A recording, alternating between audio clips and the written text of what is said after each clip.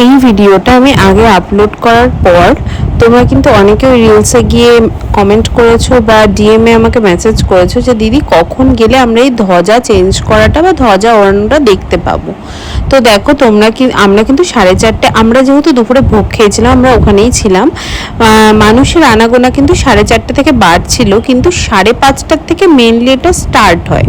তো দেখতেই পাচ্ছ এখন সূর্য অস্ত যাচ্ছে। তো তোমরা যারা ভিডিও করতে চাইছো তারা দক্ষিণ দুয়ারে দাঁড়াবে, যেখান থেকে জগন্নাথের দেখবে একটা ছোট্ট মূর্তি দেখা যায়, সেখানটায় দাঁড়ালে তোমরা একদম ফ্রন্ট সাইড থেকে পুরোটা দেখতে পাবে। ওটা দক্ষিণ দুয়ার।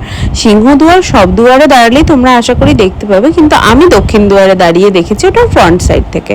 আর যদি মানে সচক্ষে দেখতে চাও আরেকটু সামনে থেকে, সেটা নাট মন্দিরের ওখানে যাবে, যেখানে জগন্নাথ স্নান করায় স্নান যাত্রার সময়, মানে যখন রথ হয় তখন যখন স্নান করায়, যারা গেছো জানবে।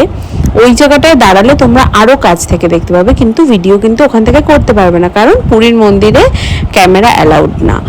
আর আমি এই তোমাদের সাথে পুরোটাই শেয়ার করেছি ধ্বজারোহণটা। এটা চোখে দেখা মানে মানে আমি মনে করি অনেক পুণ্য করে এসছিলাম বলে হয়তো এই ধ্বজা চেঞ্জ করাটা দেখতে পাচ্ছি। ঠাকুরের প্রতিনিয়ত, এটা প্রতিদিনের একটা নিয়ম জগন্নাথে। তো চলো আজকের মতো ভিডিওটা এটুকুই। জয় জগন্নাথ।